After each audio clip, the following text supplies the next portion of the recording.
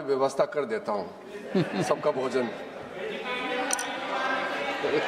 माननीय गृह मंत्री जी।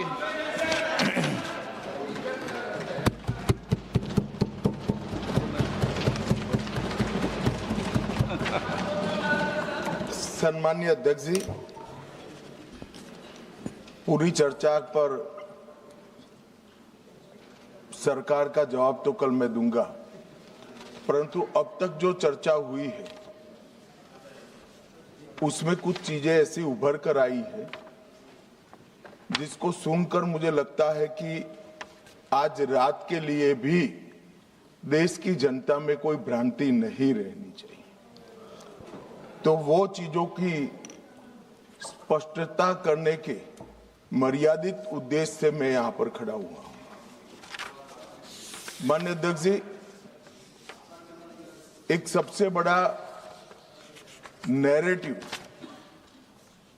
खड़ा किया जा रहा है, भ्रांति फैलाई जा रही है कि ये जो 3 विधेयक है, संविधान संशोधन विधेयक और 2 कानून डिलिमिटेशन का और संघ क्षेत्र के चुनाव के कानून में बदलाव, वो आने से दक्षिण की क्षमता लोकसभा में बहुत कम हो जाएगी और हमारे दक्षिण के राज्यों को बहुत बड़ा नुकसान होगा। मान्यवर, मैं बिल जो सदन के सामने है, अब सदन की प्रॉपर्टी है, इसका प्रैक्टिकल इंटरप्रिटेशन कर कुछ चीजों को मैं बताना चाहता हूं। कर्नाटक राज्य में 543 के सदन में अभी 28 सीटें हैं और सदन की 543 सीटों की संख्या के 5.15% कर्नाटक के सांसद यहां पर आते हैं। ये बिल पारित होने के बाद, संविधान संशोधन होने के बाद कर्नाटक की संख्या हो जाएगी 28 से बढ़कर 42 और प्रतिशत लोकसभा में 816 में हो जाएगा 5.14। तो जरा भी नुकसान कर्नाटक को नहीं होगा।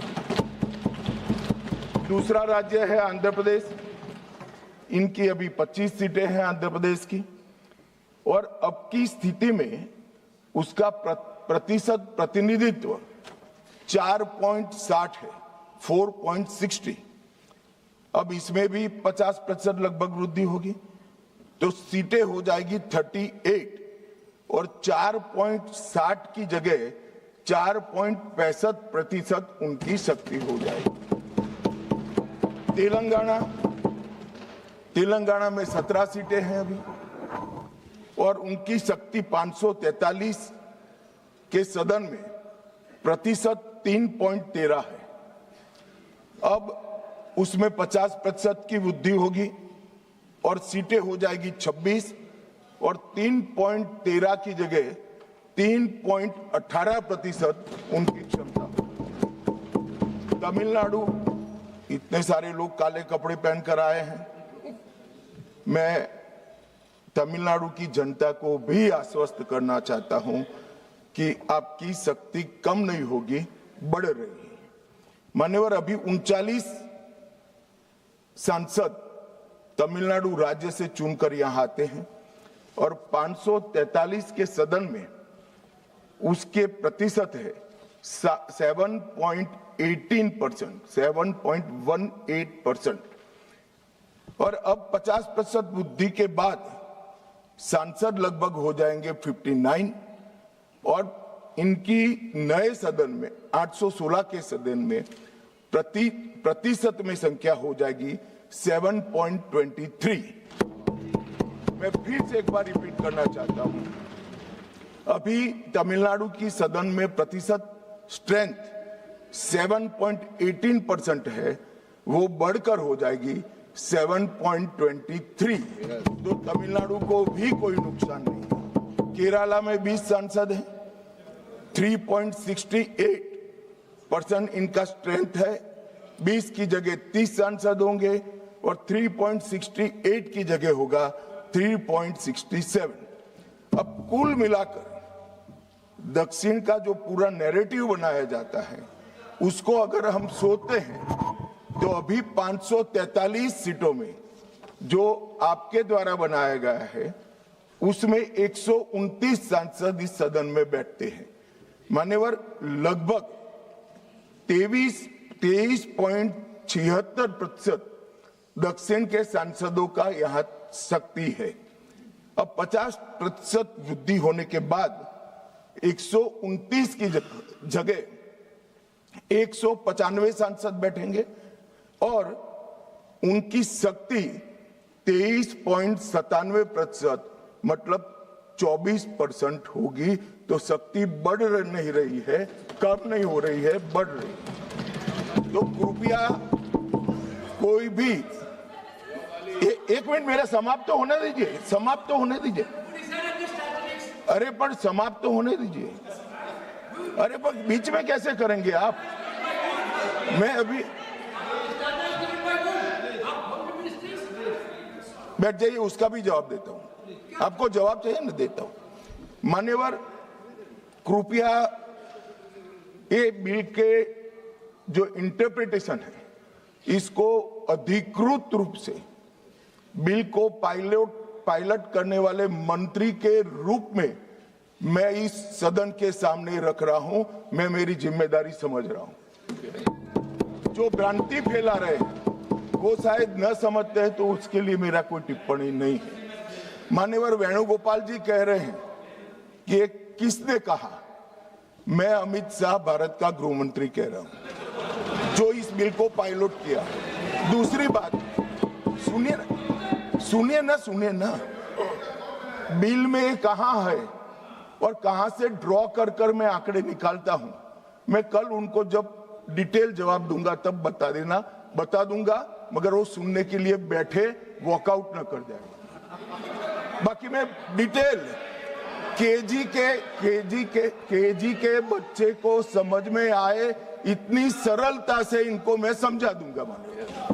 उनको धैर्य से सुनना चाहिए। मान्यवर, इन्होंने कहा कि जाति जनगणना नहीं कराना चाहती है सरकार। इसको भी मुझे स्पष्ट कर देना चाहिए। सरकार की कैबिनेट ने नरेंद्र मोदी जी के नेतृत्व में जाति जनगणना करने का निर्णय कर लिया है। अगली जनगणना जाति जनगणना होने वाली है। एक भ्रांति फैलाई जा रही है कि अभी जो प्रश्न पूछे जा रहे हैं उसमें जाति का जिक्र नहीं है। मान्यवर, जनगणना जिनका डिटेल अभ्यास है उनको मालूम होगा, जनगणना 2 हिस्सों में होती है। पहले सभी मकानों को इंगित किया जाता है और उसके बाद में जो बिल्डिंग्स होते हैं इसके अंदर रहने वाले बंदों को इंगित किया जाता है। तो बिल्डिंग की अभी तक कोई जाति की व्यवस्था हुई नहीं है, होगी तब इसको भी गिन लेंगे।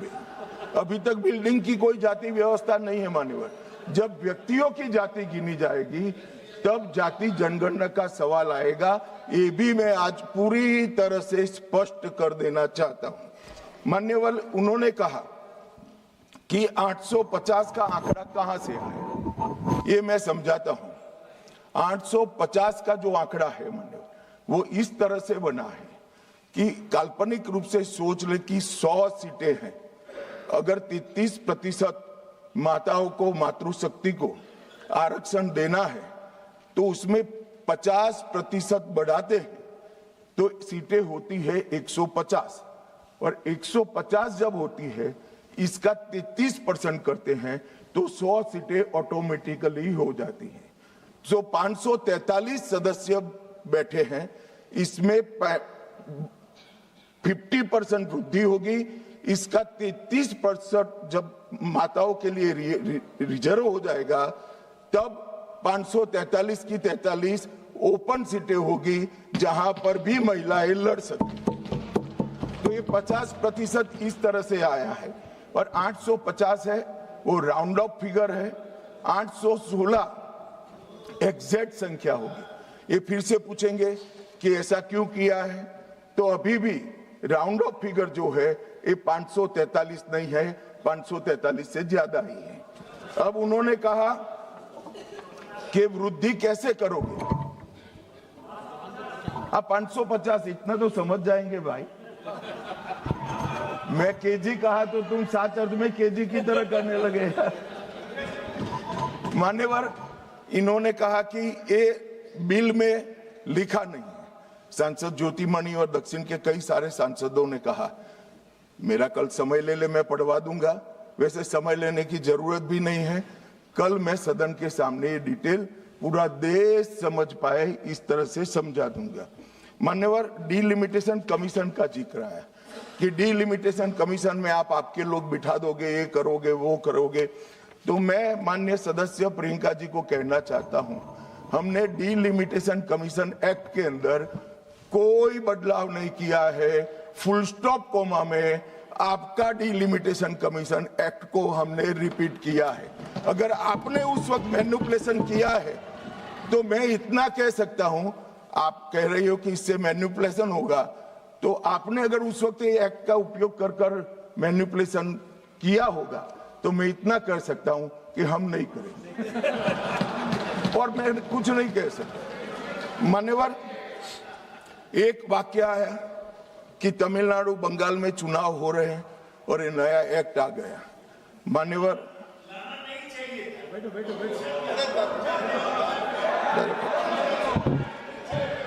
मान्यवर, मैं स्पष्टता से कह देता हूं कि ये डीलिमिटेशन कमीशन की जो रिपोर्ट तभी लागू होगी जब पार्लियामेंट इसको स्वीकार करके करेगी और राष्ट्रपति महोदय इस पर अपना मंजूरी का मोहर लगाएंगी। तो ये 2029 के पहले होने का सवाल नहीं है। 29 तक भी जो चुनाव होंगे वो सारे पुरानी सीटों पर ही होंगे, पुरानी व्यवस्था में होंगे। तो अखिलेश जी को भी डरने की जरूरत नहीं है। यहाँ 27 की बात करो, यहाँ हालांकि वो जीतेंगे नहीं, ये वो अलग बात है, मगर डरने की जरूरत नहीं है। यहाँ पर कहा गया कि सत्ता बनाए रखने की लालसा में ला गया है। मान्यवर, ऐसा जो लोग कहते हैं कि कुछ नेता 130 करोड़ की आबादी के जनमत को मैनिपुलेट कर सकते हैं, वो हमारी शक्तियों के आकलन बहुत ज्यादा कर रहे हैं। हम तो उस बात में मानने वाले हैं, लोकतंत्र में सत्ता नागरिक के वोट से और नागरिक के दिमाग से ही तय होती है। राजनेता, राजनीतिक पार्टियां नहीं कर सकती। 130 करोड़ का जनमत कौन मैनिपुलेट कर सकता है ऐसा? और अगर कर पाते तो हम तो जीतते ही नहीं। आप सत्ता में बैठे थे, हम कैसे जीतते? मान्यवर, इमरजेंसी डालने के बाद भी जनमत मैनिपुलेट नहीं होता है, इस देश का इतिहास है। और जहां तक लोकतंत्र को खत्म करने की बात करी है, मैं भारतीय जनता पार्टी के कार्यकर्ता के नाते, इस सदन में एक सांसद के नाते कहता हूं, किसी की भी ताकत नहीं है इस देश से लोकतंत्र को खत्म करने की। जिन्होंने प्रयास किए हैं इमरजेंसी के वक्त, जनता ने उनको खत्म कर दिया था, लोकतंत्र को कुछ नहीं हुआ। और मान्यवर, लोकतंत्र इस तरह से खत्म नहीं है।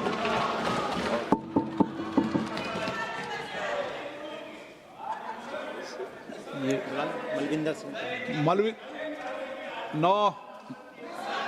अपना आपका भाषण बाकी है, जब उसमें बोल देना। मलविंदर सिंह कंग